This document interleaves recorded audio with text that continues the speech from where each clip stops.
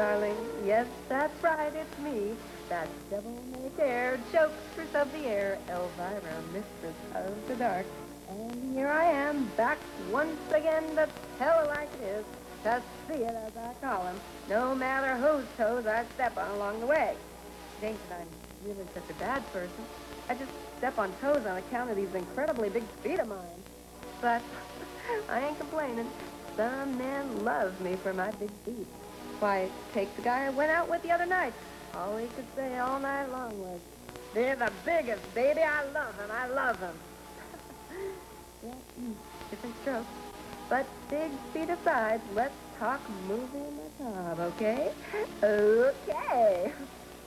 I've got one for you this time around called The Day It Came to Earth. Alternate title, gee, I hope they don't ask for their money back. Another movie, Max Biggie, and we're running it up right after these words. The day. Boy, if this movie doesn't have $1.380 written all over it, I don't know what does. When they first faded up, I said, "Oops, we've got a problem." I thought the film had gotten stuck in the projector gate or something. I mean, it just wasn't moving. For all I knew, it could have been a still life. And I wonder how much Jack Daniels had to pay for that plug. So they played a little spin the bottle, gangster style, and Lou came up to the one who got the kiss of death. They took him on a fishing trip, only they used him as the bait. And then, of all people, old Lonesome George Goebel shows up as a college prof. Oh, Lonesome George. That's always been his nickname. After working in this circuit, he got a new nickname. Oh, Hungry George. I wonder if we couldn't just start over with another movie. Anything. Hey, was that their old fishing buddy, Lou? I guess Lou didn't like being used as bait after all. Did you notice how it took him, like, forever to slosh up to the hideout? But then he made it back to the lake in about 3 seconds flat. And what was it that fell in the lake? I mean, was that supposed to be a meteorite? Looked more like a paper bag on fire to me. I've had kids leave those lots of times on my doorstep as a prank, you know. Oh, boy, some special effects in this movie, yeah. Meanwhile, back at the campus, now they weaved in a little love interest into this yarn. They had to on account of folks were starting to wonder about Eddie and Ron. Okay, you guys, lights out in the dorm. And how do you expect to get any sleep with that racket? Boy, that sure is a nice rock you got there, Lonesome George. Why, it looks kind of like turquoise. I know that. Yeah, but it can't be turquoise on account of turquoise doesn't make a funny sound like that. I know that. Look, cool it, George. Nobody likes to know it all, okay? Oh, more thrills, bills, and downright chills as the Day It Came to Earth continues. But first, we have to get these commercials out of the way. I know that. Oh, so not only does that sucker make weird noises, but it also glows in the dark. I don't suppose anybody in this movie will see it glow in the dark. They never seem to hear it, so why should they see it when it glows? And wasn't that something when those two bozos, Eddie and Ron, went wading out to the lake to find that meteorite? Newton, don't just sit there. Take your shirt off. Come on, take off your shirt. Don't bother taking off your shoes and socks. Don't bother taking off your pants. Don't bother leaving your wallet behind. Just take off your shirt.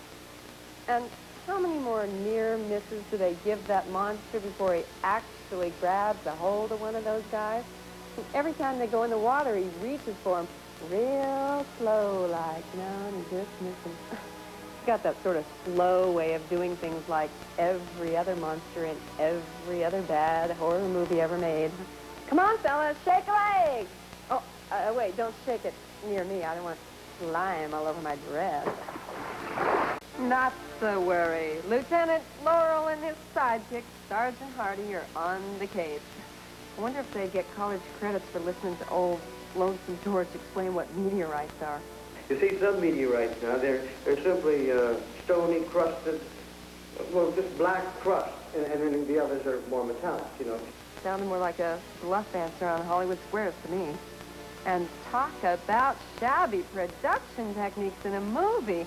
I mean, half the time you can't see what's going on, and the rest of the time you can't hear what's going on.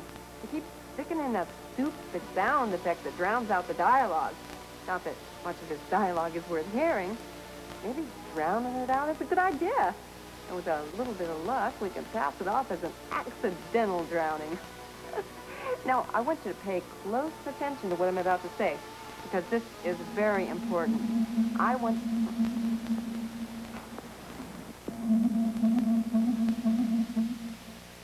Oh, that little Miss Eager Beaver hasn't fainted on account of the monster. She's just gone into lipstick shock. She must go through a tube of the stuff a day. I was kind of surprised she screamed when she saw that big Hulk standing over her. I expected her to say, "I'm ready." No, when she says she's ready, she doesn't mean ready to go to the malt shop. How does that old saying go? Any sport in the dorm? Something like that. So now they try telling their tale down at the police headquarters. This is the part where the desk sergeant cocks one eyebrow and asks, "Have you been drinking?"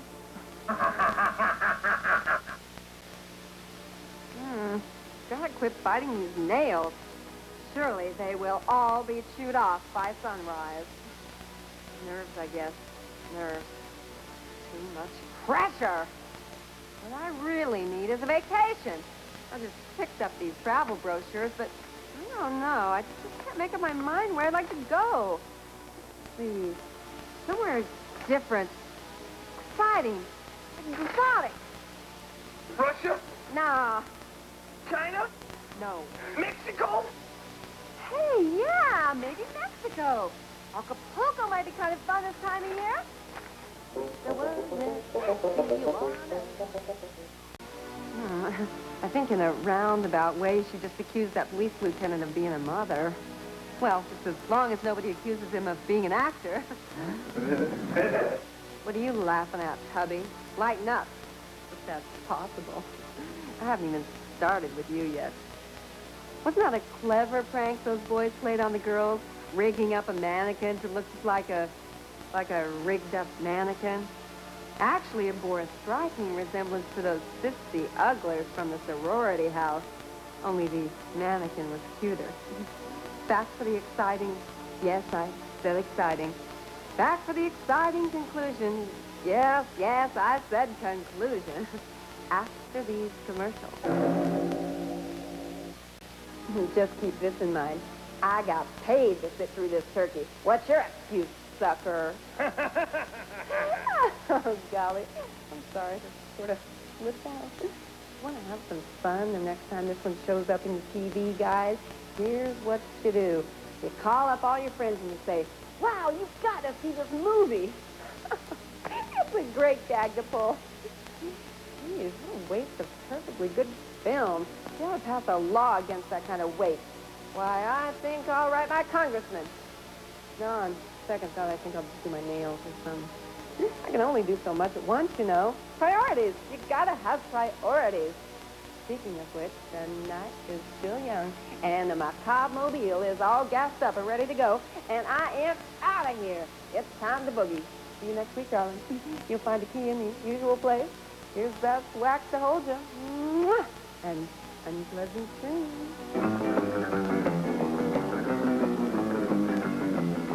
Put on your glad rags, baby. Brush up my blue suede shoes. Tonight we're going out dancing. We're gonna lose our blues. Everybody is a hoppin', hoppin' and a boppin', shivering and a shaking till the break of day. Debbie's got a crush on Ronnie. Eddie's got a thing for James. Sally's got it bad for the teacher, but Dan